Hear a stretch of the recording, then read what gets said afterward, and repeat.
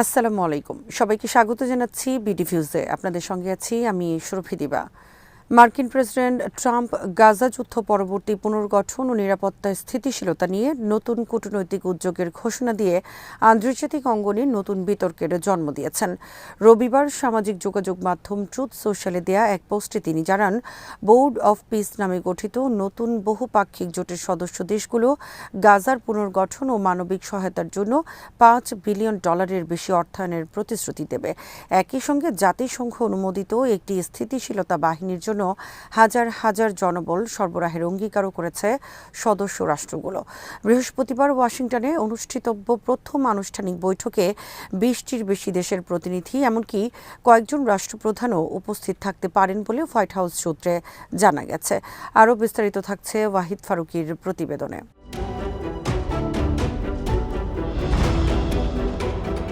Trump জানান, বৈঠকটি অনুষ্ঠিত হবে Donald J Trump institute of পিসে, যা সম্প্রতি মার্কিন পররাষ্ট্র দপ্তর তার নামে পুনঃনামকরণ করেছে। প্রশাসনের ভাষ্য অনুযায়ী বোর্ড অব পিস গঠনের বিষয়টি জাতিসংঘ নিরাপত্তা পরিষদের একটি প্রস্তাবের মাধ্যমে সমর্থন পেয়েছে এবং এটি ট্রাম্প প্রশাসনের বৃহত্তর পরিকল্পনার অংশ, যার লক্ষ্য ইসরায়েল হামাস যুদ্ধের স্থায়ী অবসান নিশ্চিত করা। তবে এই কাঠামোর উদ্দেশ্য, বৈধতা এবং কার্যকারিতা নিয়ে ইতিমধ্যেই কূটনৈতিক মহলে নানা প্রশ্ন শুরু হয়েছে।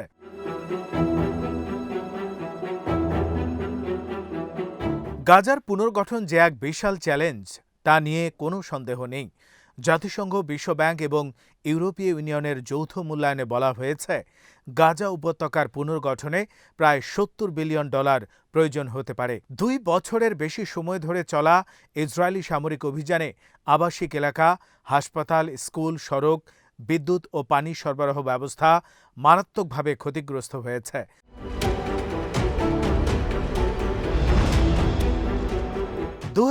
সালের 7 অক্টোবরের পর শুরু হওয়া যুদ্ধে ৭১,০০০-এর বেশি ফিলিস্তিনি নিহত হয়েছেন বলে স্থানীয় কর্তৃপক্ষের তথ্য, যাদের বেশিরভাগই নারী এবং শিশু। গত বছর যুদ্ধবিরতি কার্যকর হওয়ার ঘোষণা দেয়া হলেও পরবর্তী সময় গাজায় হামলা অব্যাহত রয়েছে বলে অভিযোগ রয়েছে, যাতে আরও কয়েক শতাধিক মানুষের প্রাণহানি ঘটেছে।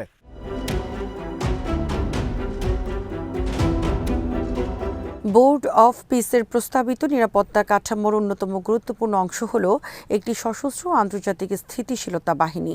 যুদ্ধবিরতি চুক্তির শর্ত অনুযায়ী এই বাহিনী গাজায় নিরাপত্তা নিশ্চিত করবে এবং হামাসকে নিরস্ত্র করার প্রক্রিয়া তদারকি করবে। ইসরায়েলের প্রধানমন্ত্রী নেতানিয়াহু পূর্বেই সতর্ক করে বলেছেন, হামাসকে সহজ পথে বা কঠিন পথে নিরস্ত্র করা হবে। তবে হামাস এখনও আনুষ্ঠানিকভাবে নিরস্ত্রীকরণে সম্মত হয়নি।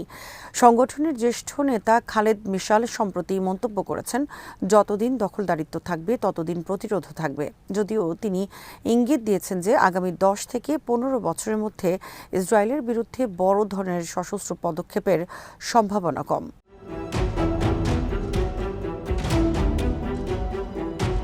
এই প্রেক্ষাপটে আন্তর্জাতিক বাহিনী মোতায়েনের প্রশ্নে জটিলতা তৈরি হয়েছে। এখন পর্যন্ত খুব কম দেশ আনুষ্ঠানিকভাবে অংশগ্রহণের আগ্রহ দেখিয়েছে। ইন্দোনেশিয়া জানিয়েছে, সম্ভাব্য মোতায়েনের জন্য জুনের শেষ নাগাদ ৮,০০০ সৈন্য প্রস্তুত রাখা হবে। এটি হবে বোর্ড অব পিসের অধীনে গঠিত নিরাপত্তা মিশনে প্রথম সুস্পষ্ট সামরিক প্রতিশ্রুতি। আঞ্চলিক শক্তিগুলোর মধ্যে তুরস্ক, মিশর, সৌদি আরব, কাতার এবং ইসরায়েল বোর্ডে যোগ দিয়েছে বলে জানা গেছে। পাশাপাশি ইন্দোনেশিয়ার মতো উদীয়মান দেশও যুক্ত হয়েছে। তবে পশ্চিমা বিশ্ব এবং যুক্তরাষ্ট্রের প্রচলিত মিত্রদের মধ্যে এখনও সতর্ক অবস্থান লক্ষ্য করা যাচ্ছে।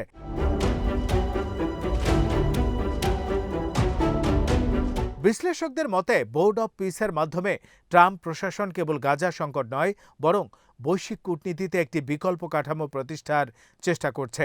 অনেকের ধারণা, এটি জাতিসংঘকে পাশ কাটিয়ে একটি নতুন বহুপাক্ষিক প্ল্যাটফর্ম তৈরির উদ্যোগ, যা দ্বিতীয় বিশ্বযুদ্ধ পরবর্তী আঞ্চলিক ব্যবস্থাকে পুনর্বিন্যাসের ইঙ্গিত বহন করে।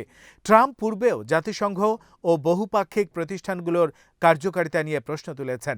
তার সমর্থকদের মতে, ছোট ও লক্ষ্যভিত্তিক জোট দ্রুত সিদ্ধান্ত নিতে সক্ষম। সমালোচকদের মতে, এতে আন্তর্জাতিক ঐক্যমত দুর্বল হতে পারে।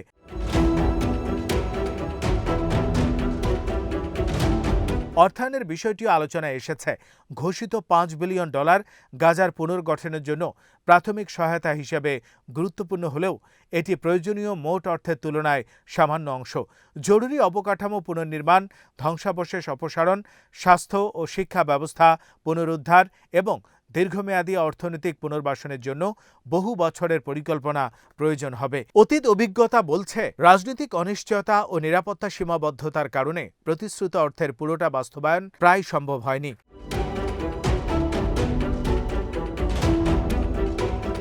গাজার পরিস্থিতির পাশাপাশি পশ্চিম তীরেও নতুন উত্তেজনা সৃষ্টি হয়েছে। ইসরায়েল সরকার 1967 সালের পর প্রথমবারের মতো বৃহৎ এলাকা রাষ্ট্রীয় সম্পত্তি হিসেবে নিবন্ধনের একটি প্রস্তাব অনুমোদন করেছে। ইসরায়েলি গণমাধ্যমের তথ্য অনুযায়ী প্রস্তাবটি অর্থমন্ত্রী বেজালেল স্মোট্রিচ, বিচারমন্ত্রী ইয়াভির লেভিন এবং প্রতিরক্ষা মন্ত্রী ইসরায়েল কাটসের উদ্যোগে উত্থাপিত হয়। ফিলিস্তিনি কর্তৃপক্ষ এই পদক্ষেপকে ডি ফ্যাক্টো সংযুক্তিকরণ বলে আখ্যা দিয়েছে এবং বলেছে এটি অবৈধ বসতি সম্প্রসারণের মাধ্যমে দখলদারিত্ব স্থায়ী করার প্রচেষ্টা।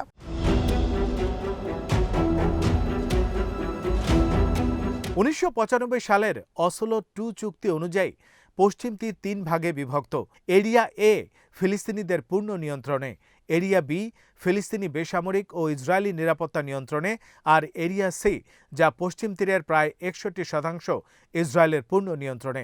নতুন নীতির আওতায় যেসব জমির ব্যক্তিগত মালিকানা প্রমাণিত নয় সেগুলোকে রাষ্ট্রীয় জমি হিসেবে নিবন্ধিত করা হবে। এর ফলে রাজনৈতিকভাবে আনুষ্ঠানিক সংযুক্তিকরণ ঘোষণা না দিয়েও ইসরায়েল ভূমির উপর নিয়ন্ত্রণ জোরদার করতে পারবে।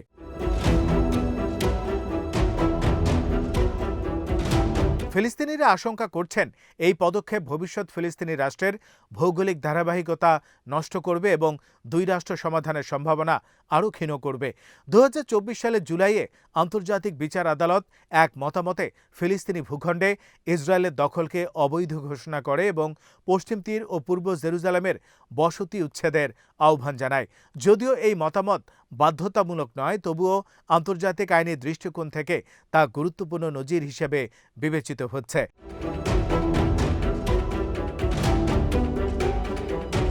সব মিলিয়ে গাজার পুনর্গঠন উদ্যোগ এবং পশ্চিম তীরে ভূমিনীতির পরিবর্তন মধ্যপ্রাচ্যের রাজনৈতিক প্রেক্ষাপটকে আরও জটিল করে তুলেছে। একদিকে বোর্ড অব পিসের মাধ্যমে আন্তর্জাতিক অর্থায়ন ও নিরাপত্তা ব্যবস্থার প্রতিশ্রুতি দেয়া হচ্ছে, অন্যদিকে পশ্চিম তীরে নিয়ন্ত্রণ শক্তিশালী করার পদক্ষেপ ভবিষ্যৎ শান্তি প্রক্রিয়াকে প্রশ্নবিদ্ধ করছে। ওয়াশিংটনের বৈঠক থেকে কী ধরনের রোডম্যাপ ও বাস্তব প্রতিশ্রুতি আসে তা এখন আন্তর্জাতিক সম্প্রদায়ের নজরে। এই উদ্যোগ সফল হলে তা মধ্যপ্রাচ্যে নতুন কূটনৈতিক অধ্যায়ের সূচনা করতে পারে। ব্যর্থ হলে এটি আরেকটি অপূর্ণ শান্তি প্রচেষ্টার উদাহরণ হয়ে থাকবে।